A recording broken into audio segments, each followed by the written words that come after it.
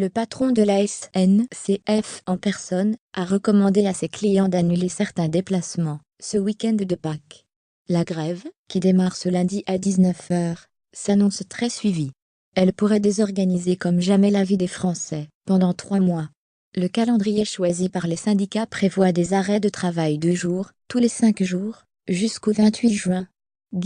Lire aussi, SNCF. Tout savoir sur la grève des cheminots. Un tel enchaînement d'arrêts de travail promet une désorganisation maximale du trafic.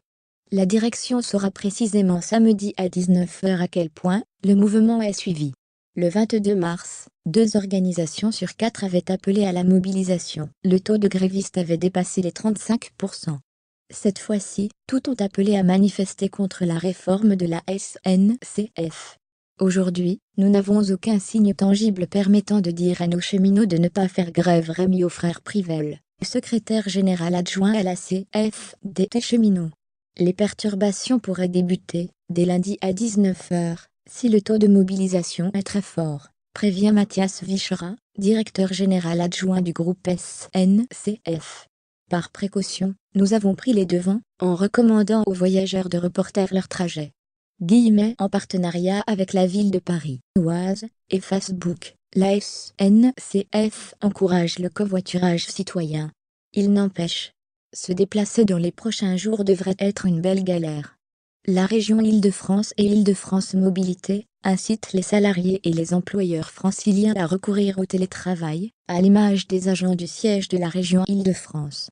Dans une ultime tentative d'apaisement, Elisabeth Borne, la ministre des Transports, a présenté vendredi une série de garanties sociales pour les cheminots au statut qui seront transférés au privé lors de l'ouverture à la concurrence. Pas un mot sur la fin des embauches au statut, sujet au cœur des crispations. Depuis des semaines, des réunions de concertation sont organisées avec les syndicats. Ces derniers attendent plus de négociations.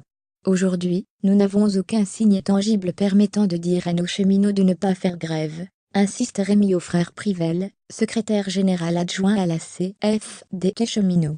Un frémissement positif serait que le gouvernement nous explique en quoi l'arrêt du recrutement au statut de cheminot améliore la situation de la SNCF. Même des entreprises privées, comme Transdev, se sont déclarées prêtes à accueillir des salariés sous statut.